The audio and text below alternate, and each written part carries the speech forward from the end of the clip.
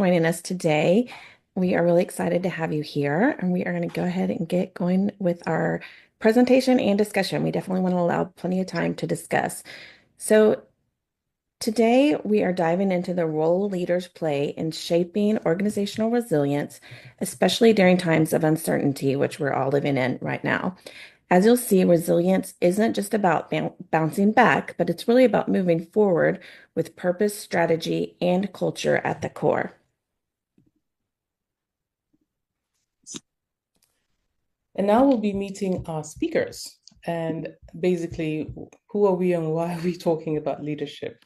My name is Joke Cooker. I am a PhD in applied psychology, and I am today wearing the hat of an organizational psychologist and leadership coach. I started out my journey first in banking for about 26 years. I was in strategy, in retail banking, loan syndications, mergers and acquisitions for 26 years. And 11 years ago, I took a break from all of that and decided to go into coaching. And I am now an executive coach, certified PCC by the ICF. I sit on the board of the ICF here in Houston. I'm a mentor coach. And I am here to talk about leadership because a lot of my clients are C-suite leaders, whether they are in individual coaching or they're in group coaching. Basically, as this is a question that has been coming up in terms of how to manage in the times of uncertainty like this. And with me is Dr. Christine Gentry. Hi, everyone. I am Christine Gentry, and I am a cultural anthropologist. And I started my career in academia, but moved over to consulting a while ago. And I've worked on helping different organizations from all different industries, all different company sizes to develop their strategy and culture. And I specialize in helping leaders understand and shape their company culture, not through surface level quick fixes, but by really going deep into their values, behaviors, and patterns of their employees. And one question I like to ask leaders is, what is it that your culture is actually teaching your team about how to behave when the unexpected happens? Because when things get chaotic, culture becomes either your biggest risk or your greatest strength.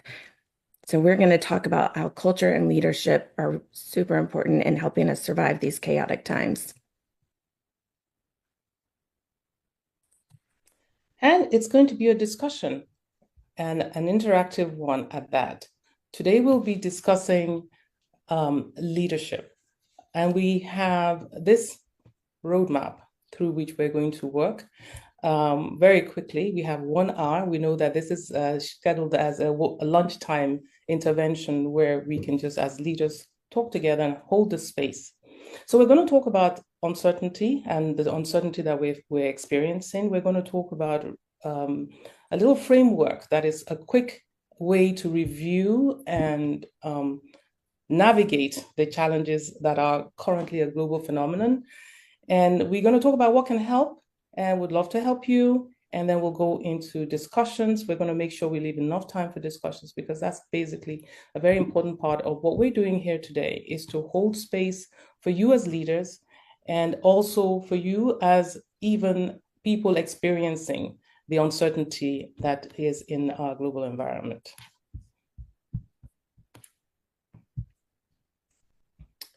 So we start by talking about thriving in uncertainty. People talk a lot about uncertainty and bring in the issue of resilience. Why? Because resilience is very involved in the entire process of navigating uncertainty. And truly, ladies and gentlemen, in the first quarter of 2025, we have experienced unprecedented convergence of social, economic, and technological disruptions. Disruptions are good, but sometimes when the disruptions come at a fast and furious pace, it becomes disconcerting. For example, we have seen the new tariff policy in the US having immediate ripple effects around the global markets. When on January 23rd, the US imposed 25% tariffs on all Chinese imports, 10% to 20% on goods from several other nations, triggering a 12% decline in S&P 500 over the following week. So when you're looking at the environment from whether it's the social, economic, or political view, we've had it in all ways in this first quarter.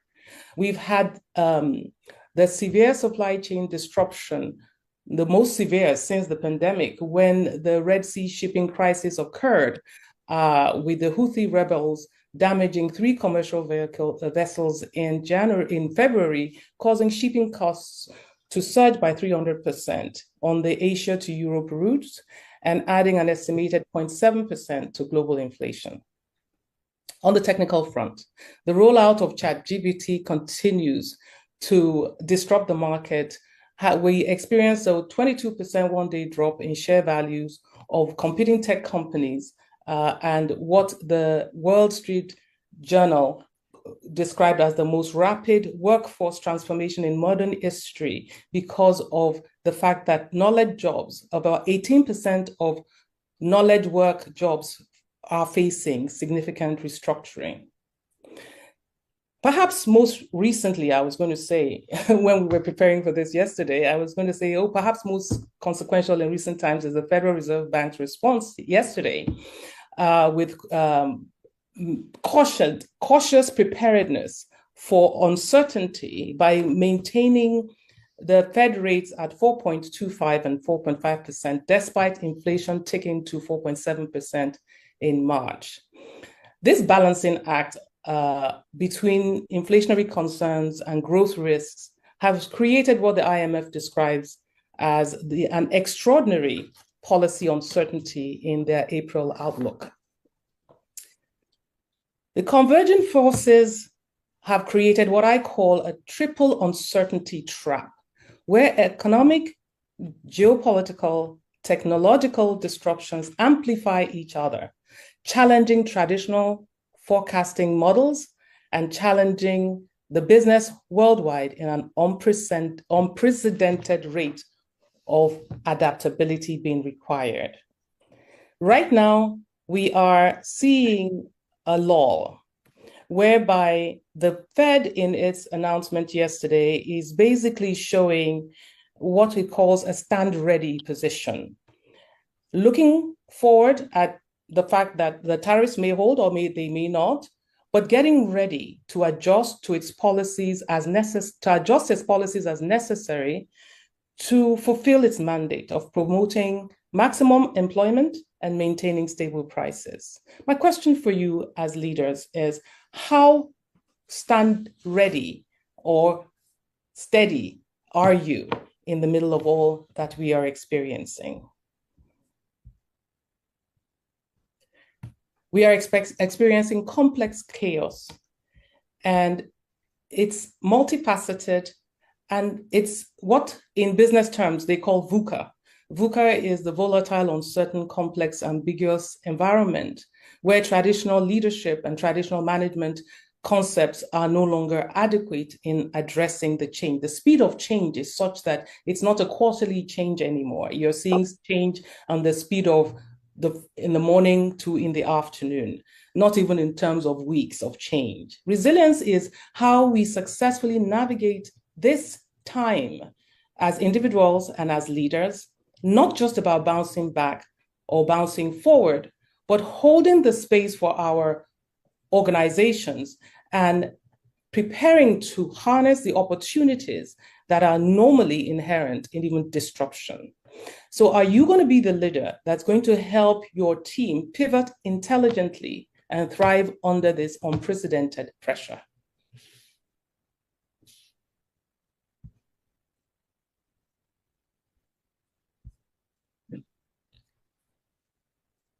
Board leaders realize that it is not about just surviving a quarter anymore. It's about rewiring your organization to thrive amid uncertainty.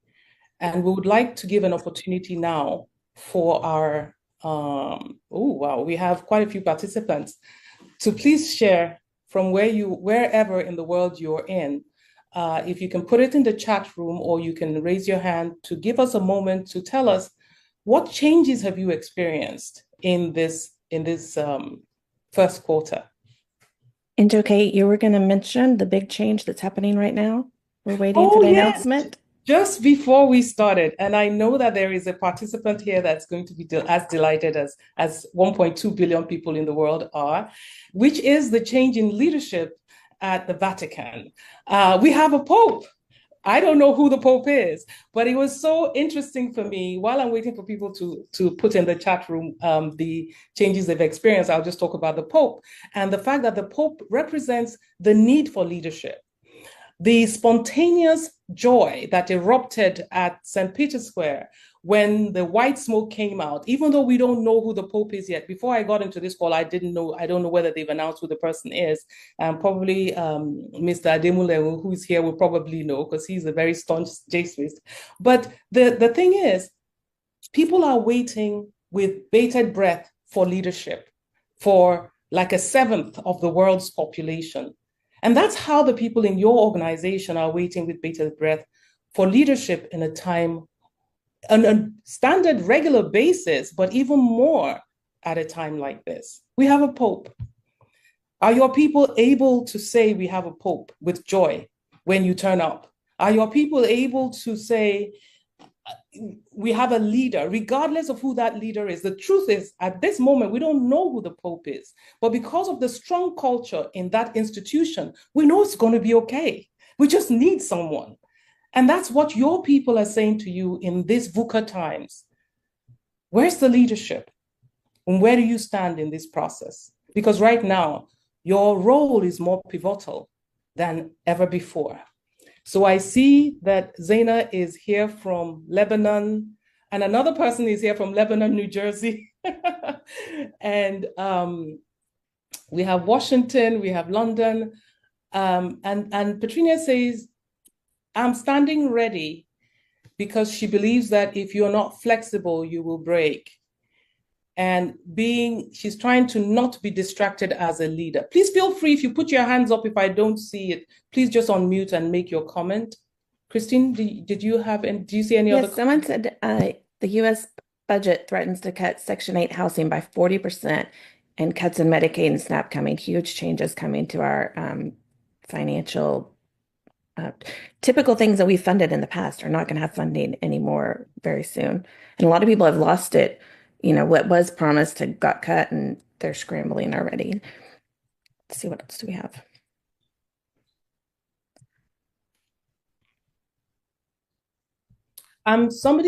Someone says, Kali says, I'm dealing with helping people understand what is happening with inclusion programs. Oh, yes. People think most companies are rolling back, but many of them are really shifting language and doing their best to comply with the letter of the law, not necessarily the spirit. This is from Denver, someone from Denver. Oh, someone says food stamps don't cover fizzy water and sugary drinks. As of this, oh, really? Look at that new change as of this morning. Oh my goodness. Wow, that was quick. And the Gates Gates Foundation. Oh, sorry, you go ahead. I was going to say the Gates Foundation just decided to help fill the gap of these government cuts. That's great. That's also great to know. Zaina says she acknowledges the shared emotions and the fear of inflation and the fear of recession in times of instability. Yes. And Zaina raised her hand. Do you want to add to that? Yes. Let me see if we can. Yes, so we have to really address. Oh, first of all, I'm so glad to be here. Thank you for having this because I think we all need that. And coming from Beirut and living the uncertainty for more than 50 years now, we really know that pretty well.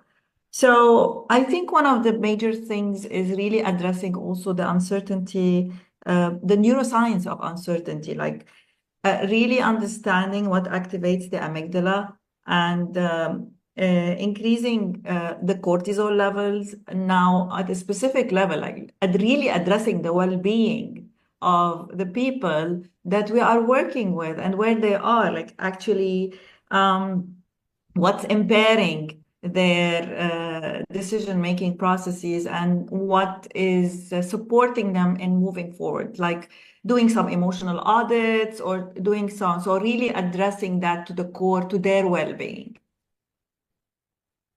Thank you so much, Zaina.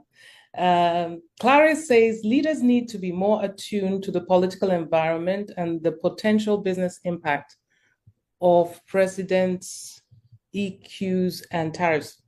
EOs? Oh, executive orders. Yeah, and tariffs. Okay. And Coach Petronia, I don't know if I said the name right. Would you like to share? That's exactly right. Thank you for the opportunity. And I love this platform. We need these types of discussions. My contributions would be one of the reasons that I stand ready and I, really bring the axiom of flexibility and not being broken is that I believe in the law of patterns. So that when I look at what's right in front of me is important for me. And what I, share with my clients is the ability to take perspective, zoom out, and analyze what the patterns might be based on what we've seen in the past. Adding in, yes, we have a lot of different variables, but swings in the market don't run, so knowing how to see the big picture, that provides some level of calm. It provides a level of focus and teaching and practicing skills of well-being. I love the last speaker when she talked about Beirut. Many of us have a Nigerian connection, and we know about uncertainty as well. So being able to calm yourself through practices of positive psychology, with gratitude, all of those are available to leaders. And I think it's important to bring those to fore. Thank you. Thank you. And I want to say, as someone who was born and raised in the U.S., we need to learn from people who've lived elsewhere through chaotic times.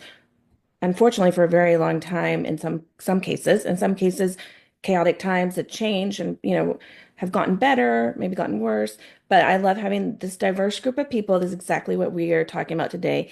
Is for companies to survive, they have to innovate. And we do that through a diversity of perspectives and experiences and learning from people who've been through this before. So thank you all for sharing. I think it's just so important for us to learn from you all. So the next question is,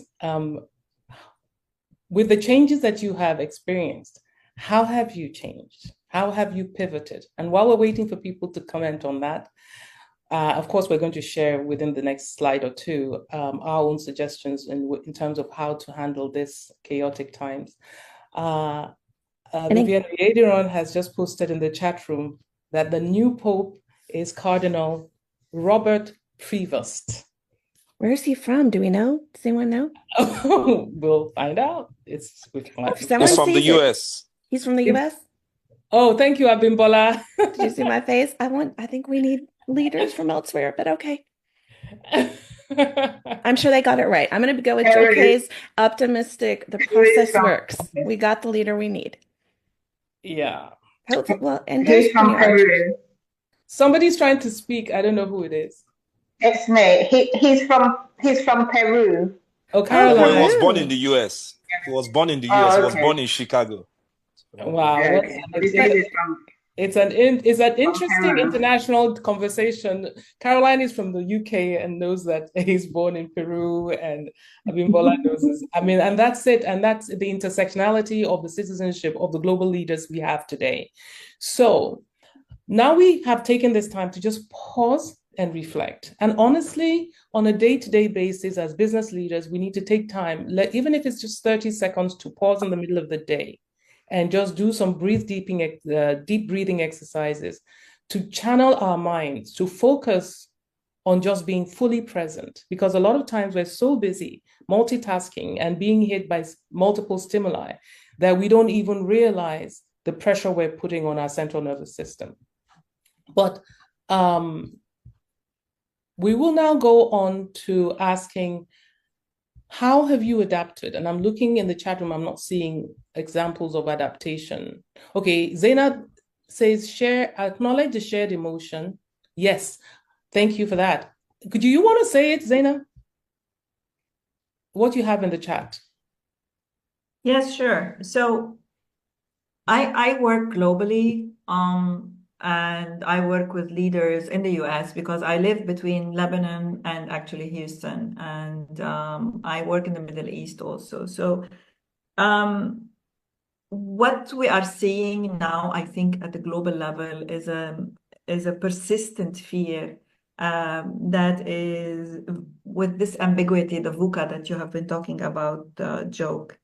And when you acknowledge the shared emotions in an environment or in an organization, once you do that, you have the ability, and once you increase that emotional intelligence, you have that ability to really come forward with more innovation, more insights, because of the letdown of your guards and the triggers that are really masking all of this that's happening with you. So what you're saying in terms of pause and reflect, really very important, because I also, in the States, I work with physicians a lot. So they go through burnout, and they are, especially I work with a lot of ER physicians. So, and the way we coach them is we help them do those micro initiatives. And this is exactly what we're seeing with leaders in all organizations. It's like we need to help them go through those micro initiatives to prevent where they are, so we can help them do the shift, because these are really very ambiguous times. So this is what I meant in acknowledging the emotions. Thank you, Zaina. And Mary in the chat room says it's one thing to have leadership and another to have a visible, responsive one to a VUCA world, especially one that is people-centered. The environment is so complex, it requires collective intelligence and wisdom, as well as taking a holistic approach to change. I couldn't possibly agree more. Thank you very much, Mary, for that. Bumi has her hand up. Please unmute and Yeah, hi. I just wanted to emphasize on that yes, even if you have leadership, the corporate culture is so important, because everything, the foundation that you have within your company, your ability to trust for employees and people to feel comfortable to even express themselves and be able to be, very honest, because at times, sometimes we have this corporate culture where everybody says what they think management wants to hear, and it might not have a direct impact on the realities. With this changing times, there's a lot of uncertainty. So we really have to be open and honest and discuss with everybody, because even as a CEO, as a leader, you can only see so much, but your employees are interacting with customers, they're getting feedback. So if everybody is on the same page, we are very clear about what our vision is, we are very clear about the challenges that are in the marketplace. So it's not just the management team sitting in one place and sending instructions down. When you have a hold on that, then people can say, oh, okay, how do we make this better? What am I hearing from our clients? What are we hearing from our suppliers? There's a lot of information that doesn't get published that, goes on an interpersonal skill. And how can we position our business to ensure that we've made our business relatively tariff proof, and what can we do? How can we transform the way we do business? So everybody is thinking about it. It's not just a leadership issue, it's everybody's issue, and people will be committed to finding a solution where we know it's for everybody's benefit. So the culture is really important. If not, people just tell you what you want to hear. Thank you. Thank you for sharing that. That is my big thing. I think we have to create cultures that allow for innovation, which means having psychological safety. It means people have to feel there has to be trust. We have to allow for failure. It's all things we're going to talk about. But I love that people are bringing it up and we're all sharing the same things here.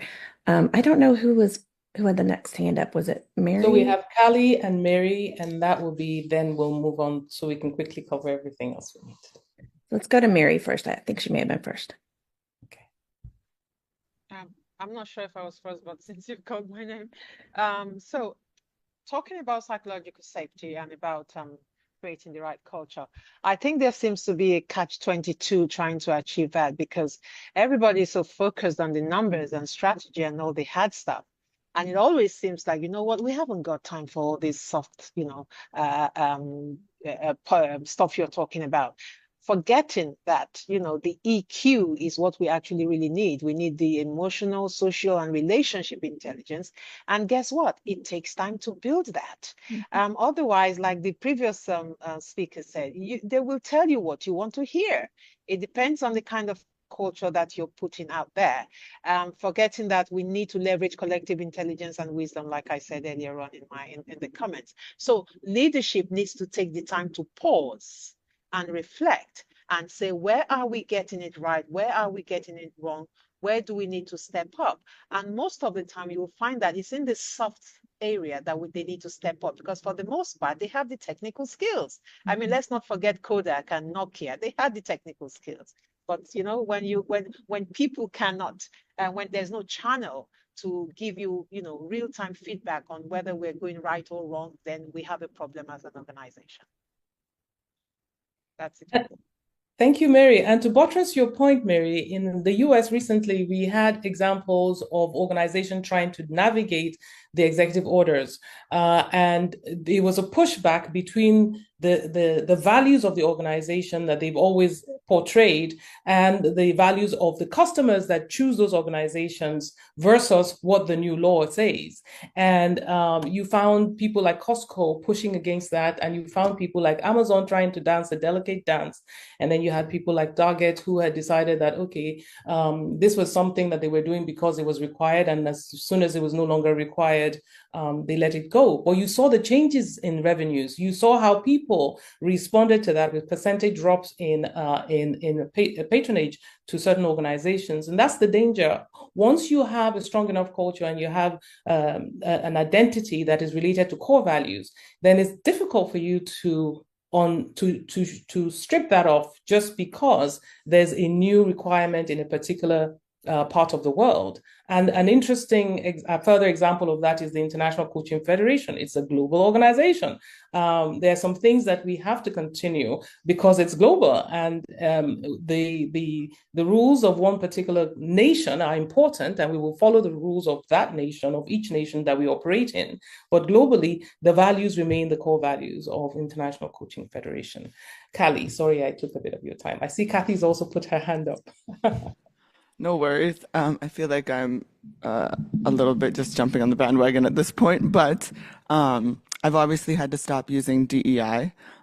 So these days we're talking about inclusion and equity, and diversity being the outcome of having systems that promote inclusion and equity. But really, what I'm doing these days is at the beginning of every webinar, every workshop, every talk that I give, I'm asking, how are you? And I'm giving a lot of time for people to tell me the truth of how they are and to respond to that rather than even like having what I meant to say be the thing to say, right? The way you guys are doing here. Like what does everyone need to address?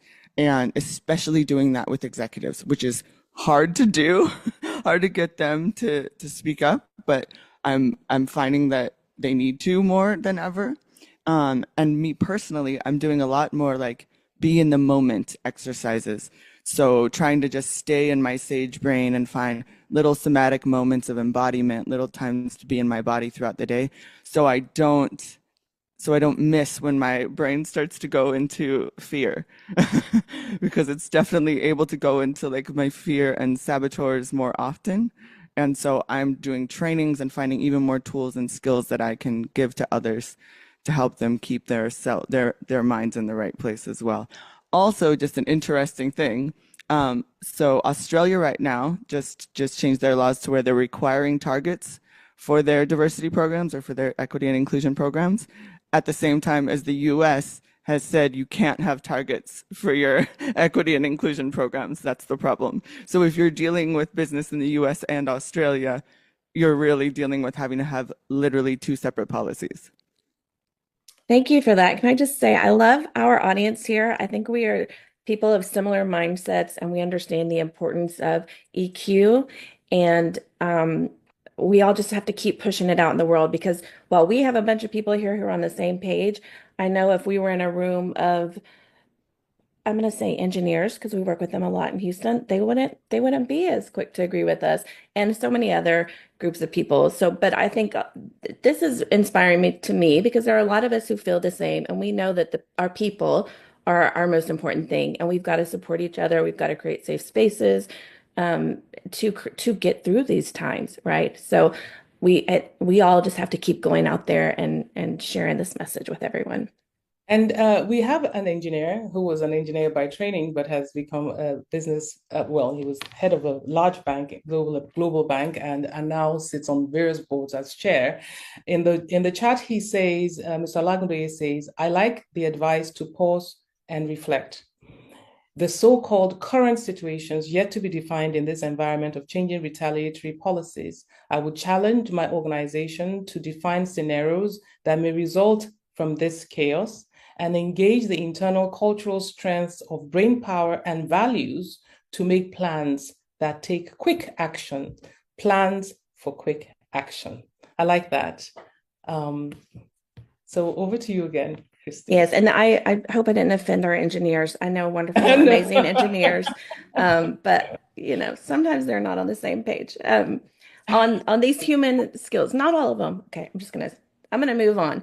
Left brain, yeah.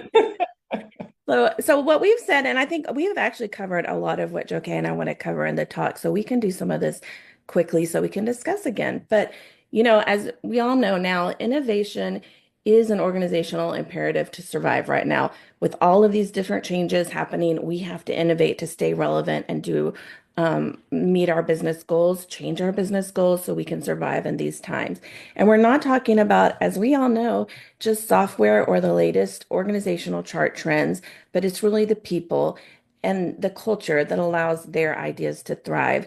So different companies have come up with really creative ways to allow for innovation. One example is a biotech company called Genentech that has innovation sprints woven into their entire workflow process that allows for cross-functional teams to rapidly explore solutions to complex problems.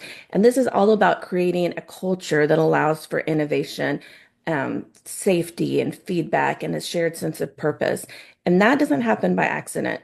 It's built through intentional leadership, inclusive practices, and a deep commitment to ongoing learning. And yes, leadership is pivotal at times like this, times of uncertainty. We've spoken about the example of Costco and Amazon. And the truth about this is that the leaders model behavior and provide agility. It's the leader that the followers look up to and say, this is our true north. So while our culture is important because it helps to shape how our people view change, how they view risk, and how they view opportunity, the leader must be the embodiment of how that culture translates into the real everyday interaction. And the people are the most volatile, yet most valuable asset. At times like this, people become fearful, unsure, and in the midst of that, they get a little disengaged. And now we'll go on and talk a little bit about the TRUST Resilience Snapshot, which is a quick framework that can quickly address the challenges that people feel. But before you go into that, Christine, I hope it's okay, because I see that Bumi's hand has been up for a while. Sure. For her to say a quick thing. Okay, I just wanted to give an example when you were talking about innovation being essential. At times, the leadership themselves are the people that are resistant to change. Therefore, it makes it so difficult. I had an example in my church where a gentleman was running a Christian non-profit, and he was asking for volunteers, and I went there, and they didn't have a proper, system. They were still doing a lot of things manually, and this was pre-COVID, and I was trying to get them to put their systems online, because all the majority of the donations were being done personally. And for about 6 months, gave him different presentations, everything being done for free, but he was just like, no. When COVID hit, they had to close down because they never recovered. They didn't have access to their donors, and they were not able to keep the office running. He was doing such a fantastic job for the community, but just being resistant to change, everything went downhill. So at times we need to spend extra effort, even among the leadership, because at times if everybody's not on board, some people will go out and start sabotaging all the efforts that you're trying to make, either by body language or how your employees and people around you and your team, they can see whether you really believe in what you're saying or you don't. So that causes a problem within the organization. Thank you. Thank you. Thank you. So we're going to dive into this, our resilient snapshot approach called the Trust Resilient Snapshot. And it's a practical people first framework that helps leaders hardwire resilience into the way their teams think, behave, and make decisions, especially when things are moving fast. And like I said, we've actually kind of touched on a lot of these pieces. So I think we can go through it pretty quickly, but we're going to walk you through each of the different elements. So the T in the trust is trigger proactive reflection. And how do you encourage proactive reflection in your teams? The leaders are the custodian of that process. It's as simple as a quick huddle where you brainstorm the opportunities and solutions that you see from the changes in your environment. It's important for the leader to hold that space to allow people to express their feelings, but also then follow through with a can-do spirit that reminds them of past challenges that have been overcome and how they have survived and thrived, and to look for opportunities with an open-minded perspective. And that's basic. In this environment, there's so many examples that we as leaders can use to propel our followers to look forward and to draw from the resilience that we built during the COVID-19 pandemic. Everyone here that's an adult and alive survived COVID. So we're all outstanding people already. So let's remind our followers that as leaders, we are all outstanding. Our people are all outstanding. And that's the perspective of Constellation Coaching Group, where we are a team of stars helping to bring out the brilliance in others, because everybody has a gift and needs to be nurtured. So with the open-minded can-do spirit, listening to our team and knowing that some people will have very valuable things to say and will keep it. So we have to elicit participation from all and create a very, very open environment of trust. Okay, and then our R is recognizing value leaks. And when Joe and I started talking about this, we had different ideas based on our kind of perspectives that I think are both important. So we're going to share them both. As anthropology, I was thinking of our core values and how they leak and get changed and they shift. We lose perspective sometimes during these crazy, chaotic times. So when we see people losing energy or not meeting deadlines, or we know trust is lacking, often this is because our company core values are not being followed. And sometimes it's because of outdated processes, but often it's things like unspoken hierarchies or exclusionary language, or even just a misalignment between what we say are our values and how we act, or the actions that are rewarded. So, for instance, if you want a culture of innovation, you have to allow for failure, because not every idea is going to work. And some organizations actually celebrate failure and take times to learn from that failures, which is a good way to keep your values aligned and ensure that you are creating a culture that allows for innovation. So as a leader, we want to ask, where are we leaking energy, trust, or potential, and what's hidden behind that story? And Joe. And talking about value leaks are real, because it could be the leak in value in terms of revenues to your organization. It could be the leak in value in terms of the supply chain that you had put in place that is now all gone awry. The value leaks could be the raw materials that you had planned to cost at a certain price that you're not sure what price they're going to be anymore. Employee engagement may be waning because the KPIs that you gave in December are no longer valid as of today, and they don't know what they're going to do in terms of how to meet the new criteria or what the new KPIs are going to be. The disposable income in your customer list, in your customer group, is another thing to consider. As the economy becomes impacted by all the rising inflation and possible increased unemployment, competing forces will now be vying for the disposable income of your consumers, and then you'll be looking at a hierarchy of needs that need to be addressed. So the value leaks can be from the core values and the values of the organization, but the value leaks also come down your value chain.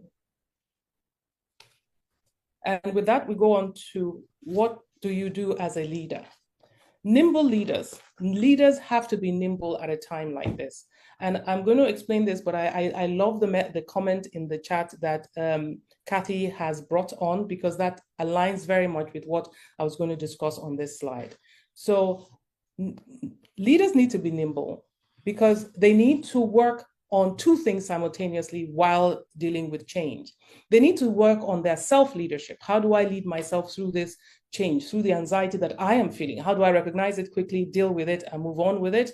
And then how do I immediately, even while still dealing with my own emotions around this or the shock or whatever I'm feeling, how do I immediately begin to support my subordinates? Then this is where the need to articulate opportunities really quickly comes into being. And this happens when you're able to avoid distractions, avoid negativity, avoid catastrophizing behaviors and thoughts, come into it with a can do, will do, and when do I need to do it mindset. And all the coaches on this call will understand what I'm saying subliminally, because this is a time when having a trusted advisor with whom you can get on a quick call for 15 to 30 minutes and say, this is what I'm feeling. This is how I'm feeling about this. This is what has happened.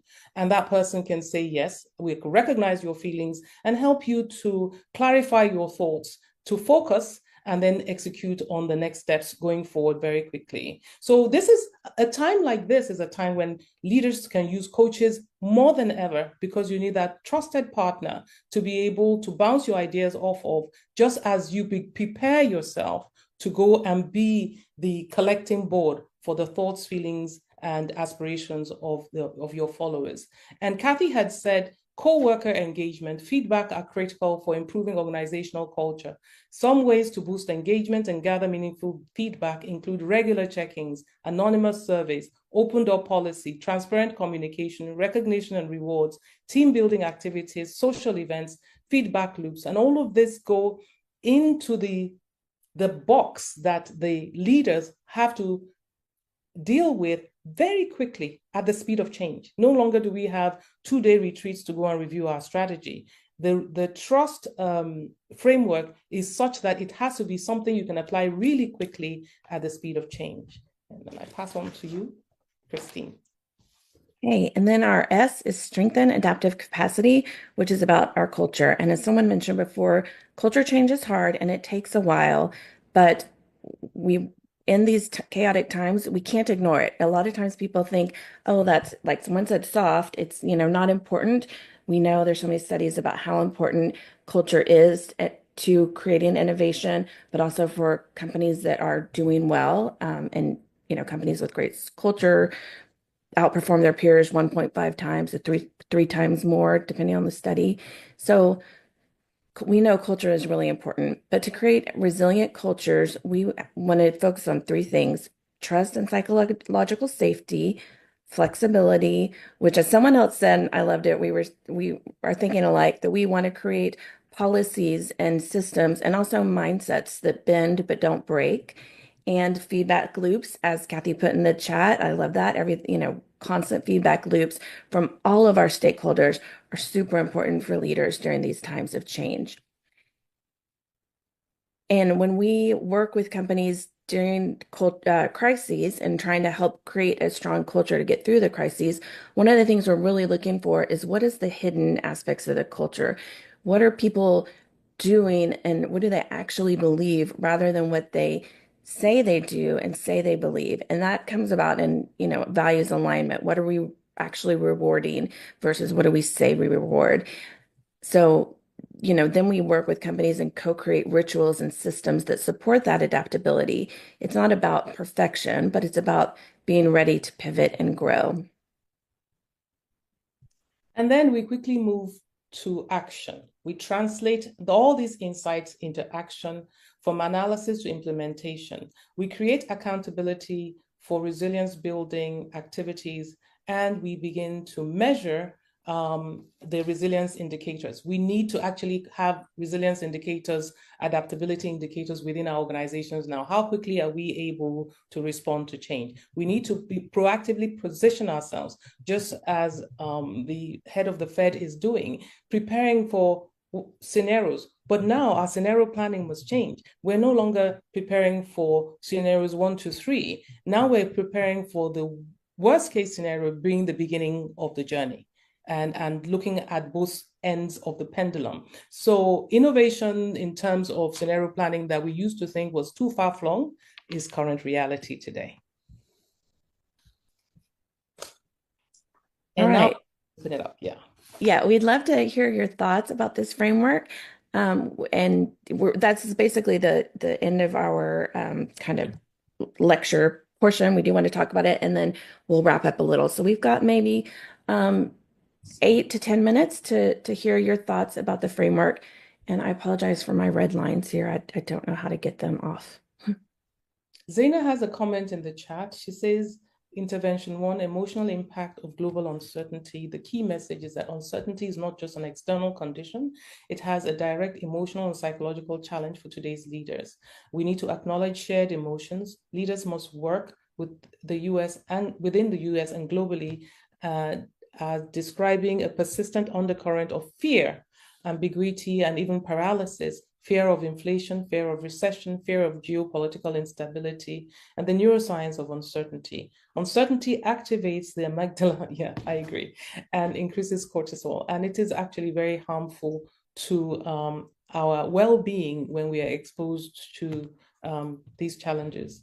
Anyone else wants to share something really quickly about the trust? Do you want to put the trust TRUST framework back on so people can see? Just to remind, because some people did enter and more people are still coming in. We promised this will be just 1 hour because we knew it to be a lunchtime intervention to just hold the space and let people share their thoughts. The stallion story, someone, I can't see the name. Someone is saying the stallion story. Caroline, I understand it's somewhat important to have It's Patrinia. I was talking about the stallion story.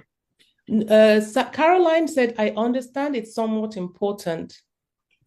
What if I can't? Okay, so she's an engineer. Sorry, Patrina is also an engineer, by the way. But Caroline is an engineer commenting there. Caroline, do you want to say what your comment is?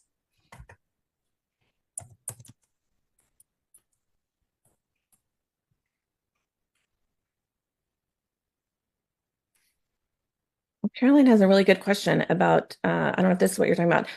It's important to have a coach, but what do I do if I can't find a coach in the engineering field? I think you don't necessarily need a coach in your field to help you with all of these things we're talking about, right? I mean, and the idea of coaching is that the coach should be able to work in a diverse terrain.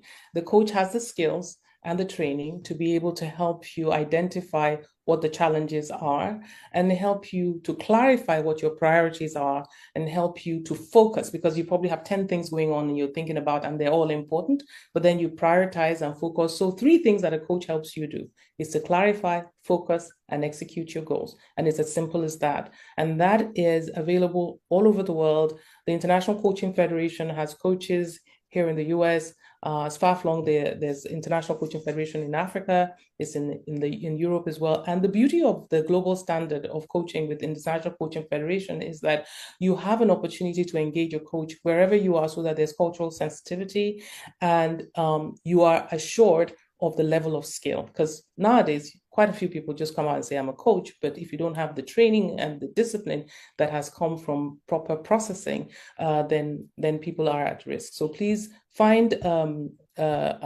international coaching federation coach, reach out to us. I have coaches that I can, apart from being a coach myself, but I'm more involved in making sure that everybody gets the help they need and not just for us alone. I see Zaina wants to say something as well. I would like to say that I really love your Trust Resilience Snapshot as a coach, because once you have this in front of you, it's a great assessment of where they are also. Like, what if they are in the trigger protective reflection, if they are able to recognize the value leaks, and each one of those is a coachable set of coaching sessions that will help them propel into what they want to do in terms of resilience. So thank you for that. I really appreciate that. Thank you. And I think one thing that I don't know how much if we touched on it as much as we wanted to, which is that this framework can help you move really quickly through chaotic times, but it also can help you during less chaotic times to just figure out how to deal with change. So, and it's a constant cycle, right? As it kind of, especially right now, as you get through it once, there's going to be another change, maybe the next day, maybe the next hour that you have to deal with. So it just gives you a little bit of a process and a framework to stop and slow down and work through thoughtfully how you're going to respond to the changes that we're seeing. A culture of trust. I see that there's another comment in the chat. Can you see it? I'm trying to quickly get to it. Yes, a culture of trust and psychological safety helps in uncertain times. A leader effectively can project a message of nimbleness and urgency, not panic, in supply chain challenges to pivot, challenges to recognize, analyze, and courageously seize opportunities. Yes. And that's the other point I think we haven't made enough, which is that we believe these chaotic times are opportunities. I mean, they're difficult, but the companies that survive and thrive will find the opportunities to grow and do something better and serve, and provide a service in some way. So those of us who are going to do the best in this are going to take advantage of the opportunities, and we need to look for those during this change. And we have on our list, I see in the participants list, professor of leadership and organizational psychology. Is it from Germany? So that's our German participant here. I wonder whether she wants to say a quick word on leadership before we jump towards the next slide, or maybe she's waiting to get comfortable. So we can go on. All right. So what's next? Everything has changed, and everything is changing, and everything will continue to change. So let's help you implement this trust snapshot if you want. Otherwise, you can join our leadership masterclass that's going to start within the next few weeks. It's going to run for 8 weeks. It's going to be short interventions like this, where on a regular basis, leaders have a safe space to come together to share their thoughts and share their concerns and to share their plans. But it's going to be in small groups, smaller than this, where people can have genuine conversations for a short period and be able to go right back to work with more energized, with more clarity, more focus, and with the ability to execute. If you're looking for a coach, please reach out. We can either have you assigned a coach from Constellation or assigned a coach from any of the international coaching federations near you, so that you get the quality of support that you need. Next slide, please. So please schedule an exploratory call. We're trying to be very respectful of time. We've got exactly 6 minutes left. So Christine, I'll let you take this slide. And if anyone has 1 or 2 comments before we actually close for the day. Yes, so if you're interested in our next steps, which is helping you implement the model or the what do we call it, masterclass or coaching, feel free to either email us. Our email address is right here, or to schedule an exploratory phone call or a Zoom meeting. So that's the link. I just dropped it in the chat. And someone is asking for the acronym. Let me put that back up real quick so you can get it. Somebody asked, they asked for what the trust means. TRUST, trigger proactive reflection. There it is. It's right there. And I saw Professor Olokere ask a question that university, or is it a comment? University administrators might need coaches like your kind self on strengthening of resilience. Yes, I know that the educational sector is facing a lot of challenges at this time. So his comment is that they'll need coaches like yourself on strengthening the resilience of higher institutions, as federal has embarked on cutting research funding in universities. We're very aware of that. We're very aware of that. And thank you so much for that comment. We needed that. And thank you, Kathy, for your comment about how this can be useful in everyday life. We hope you've enjoyed spending this few minutes with us. As Christine says, never doubt that a small group of thoughtful, committed citizens can change the world.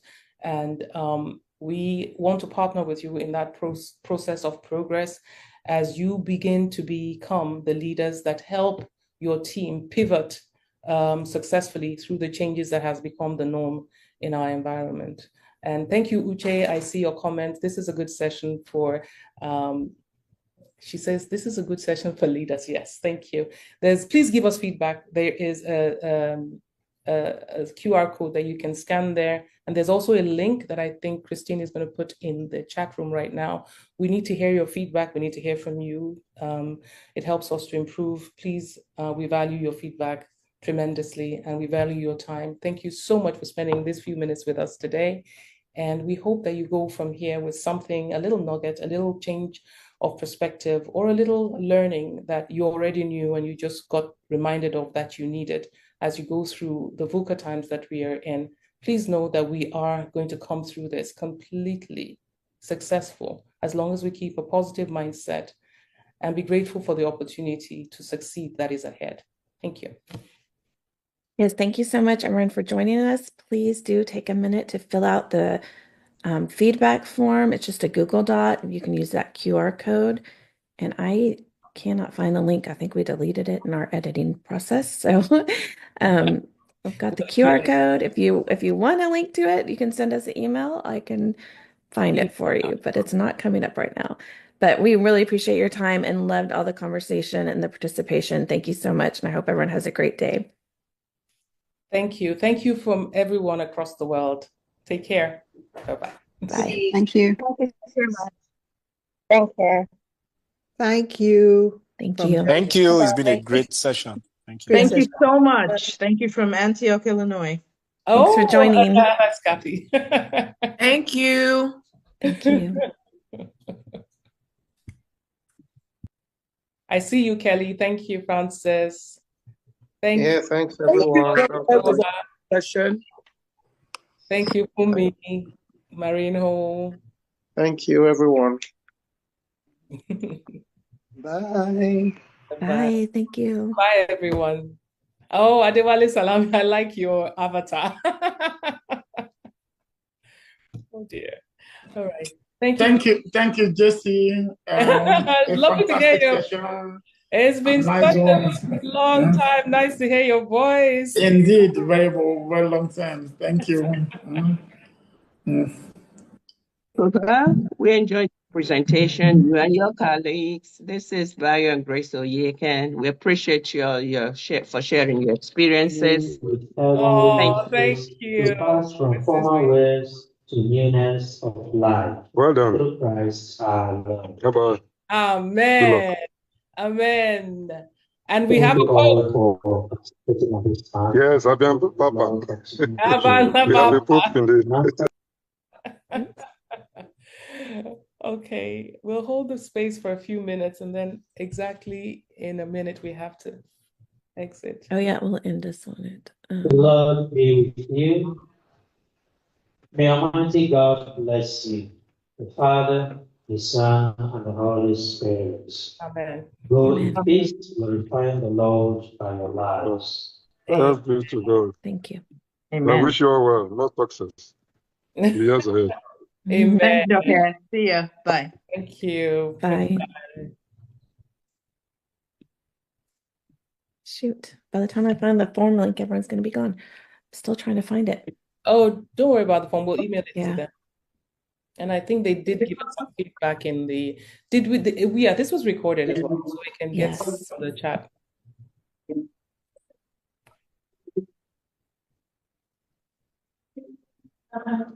Okay, I think you need to end it from your end, Christine. Thank you. Thank you. Bye, everybody.